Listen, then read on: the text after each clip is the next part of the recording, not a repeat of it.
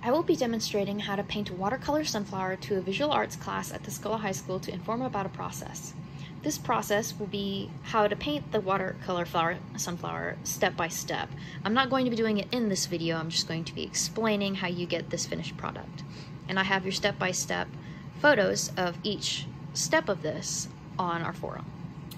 To do this, you will need watercolors, water and a paintbrush, which I have off camera, a brown pencil, and a canvas. Supplies needed for this include these, but the canvas should be able to hold water, or else the paper will buckle. And watercolor paper comes in different grades, such as cold press, or hot press, and these refer to the texture and smoothness that you prefer. Either is fine for this, but keep in mind that cold press paper has a great deal of texture across the surface, and hot press is the opposite with a smooth finish.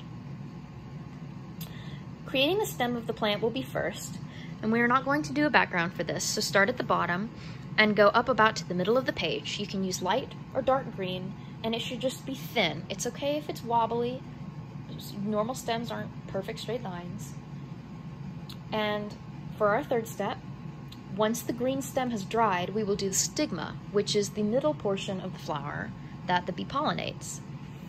We want this to be a deep, dark brown, darker than whatever color you used for your stem. And you need to make sure to wash off your brush in the water and then wet the brown pigment onto the brush. Create the dark brown circle at the top of your green stem, and it should be done 3 or 4 times as wide as your stem. Make it big, but not a dot. Not a small dot. Fourth step is we will finish off our sunflower with bright yellow petals. Make sure that your brown stigma has dried before continuing. There will need to be many petals on your flower.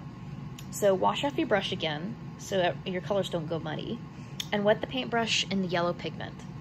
Create large, thin, long petals coming out from the stigma all along the circle, and then take orange pigment, not too dark, while everything is still wet, and gently dab it around the base of each of your petals. Lastly, when it is all dry, line your petals gently up with your pencil to make them stand out, like this. This will help your drawing look less simple and more detailed. Let everything dry and your flower is done. This is a very simple tutorial and can be much more detailed if desired. This is simply to give you a starting idea and an understanding of how watercolor paint works. I hope you enjoyed following these steps along with me, and I hope it was enjoyable for you as well as it was for me.